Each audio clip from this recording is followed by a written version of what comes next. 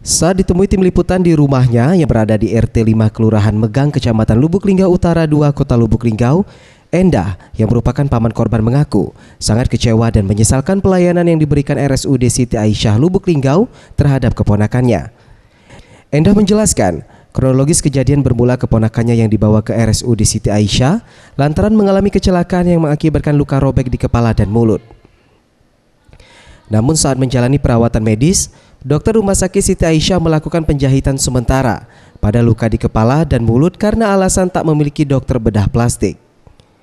Kemudian pasien dirujuk ke RS Caritas, namun sangat disayangkan saat berada di Palembang untuk melakukan scan otak, berdasarkan keterangan dokter, tindakan jahitan sementara tersebut tidaklah benar.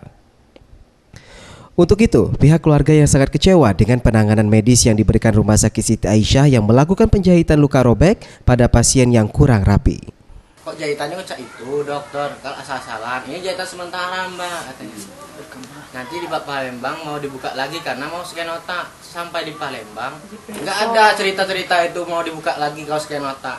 Keadaan sehat pun bisa scan otak, apalagi karena luka kayak gini gak enak, kasihan nggak anaknya masih kecil, kok jahitannya kayak gini. Masa ke Sanitas itu yang salah Siti Aisyah itulah tadi bilangnya jahitan sementara karena mau dibuka lagi.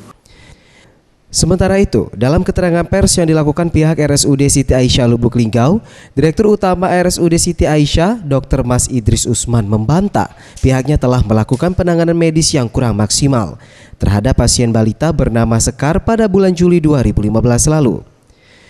Menurutnya, tindakan dokter yang melakukan penanganan medis penjahitan pada luka robek di kepala dan mulut pasien sudah tepat dan sesuai prosedur kedokteran.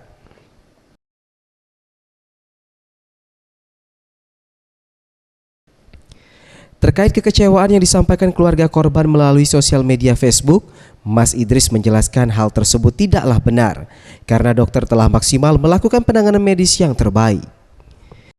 Ya kalau beda ya, kalau kita operasi ya, operasi jahitannya kan teratur, enak jahit.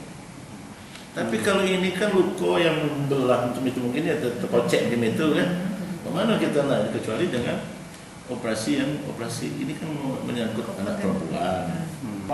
Nah ini kan namanya jahit situasional. Nah tapi itu kan mungkin ada yang nak diiris, ada yang nak dibuang, ada yang nak ditarik. Itu repot, itu kompetensi bedah plastik. Kami tidak mau lah sembarangan. Kompetensi kita kelas C, tidak punya dokter bedah plastik. Ferry Setiawan, Sriwijaya TV.